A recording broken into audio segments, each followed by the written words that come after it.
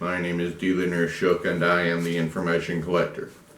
Today I'm coming to you from an undisclosed location. Actually, it's a movie set. Even despite my schedule today, I needed to bring you this information that you need to know. Starting off with the pandemic, the election, and the Supreme Court nomination, the war in Nagorno-Karabakh has not received the attention it would otherwise. This is a conventional hot war between Azerbaijan and Armenia over the disputed region of Nogorno-Karabakh. This is a very old conflict, perhaps going back over 100 years. Obviously, Turkey and Armenia have no love lost between the two, and Turkey is backing Azerbaijan.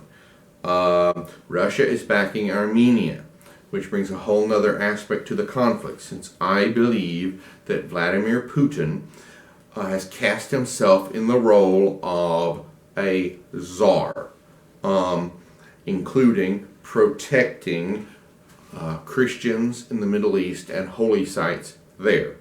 The backing of the Alawite government of Assad in Syria is one example, in my opinion.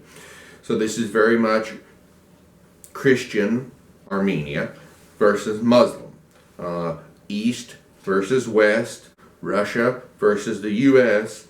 I believe it's a continuation of the proxy war we saw in Syria. Ballistic missiles have been used.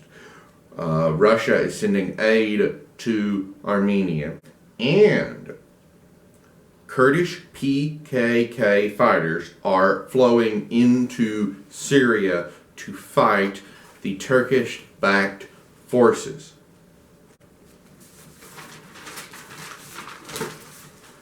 New York Governor Andrew Cuomo announced the expansion of food aid Friday to college students and some elderly. The changes in eligibility will open aid to 75,000 income-eligible students who now only have to be enrolled half-time in classes in schools including community college and in classes including English as a second language.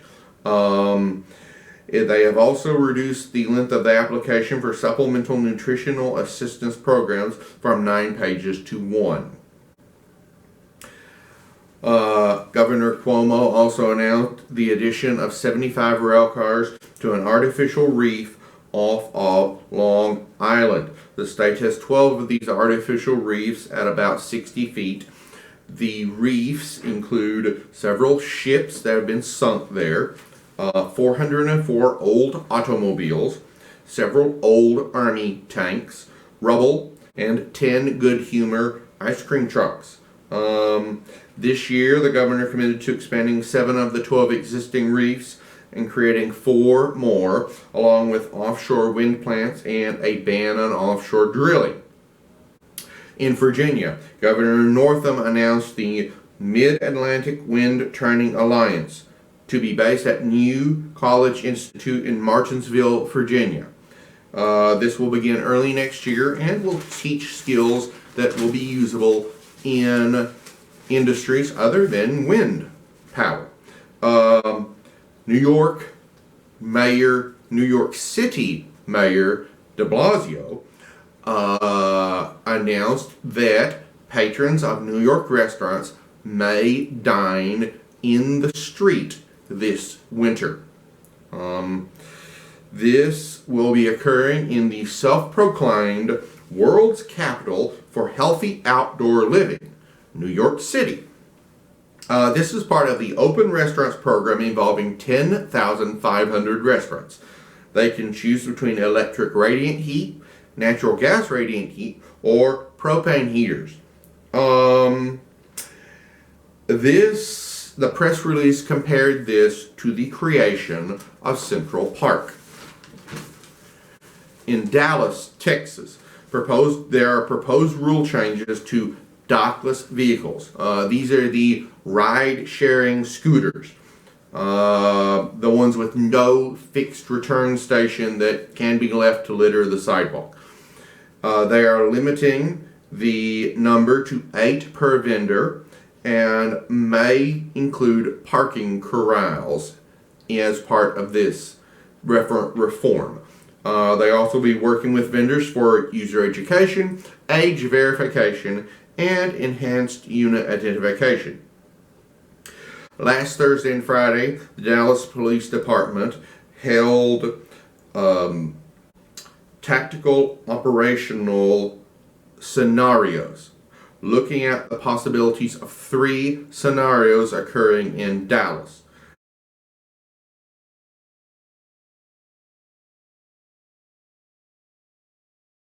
The first involved a hypothetical protest at City Hall that itself involved an active shooter and, quote, several open carry groups, end quote. The second scenario involved severe weather events in downtown Dallas involving high winds and plate glass falling and injuring civilians. And the third involved polling stations, deadly riots, property damage. These exercises involved the Dallas Police Department, Fire and Rescue, county marshals, which protect and secure county facilities, the FBI, and Homeland Security. And finally, LA Mayor Eric Garcetti has announced that 9,000 residents of 3,600 public apartments in 4 separate public housing communities will receive 6 months of free, high-quality broadband internet in an effort to bridge the digital divide and part of his Telecommunications and Digital Equity Forum. After 6 months, the internet connection will be $15 a month. The really interesting part of this story is the provider, Starry Connect, founded by Chet Kanogia. Chet's prior startup was Area, which ended in 2014 when the Supreme Court ruled it could not broadcast local TV stations over the internet. Starry Connect technology beams internet using high-frequency signals.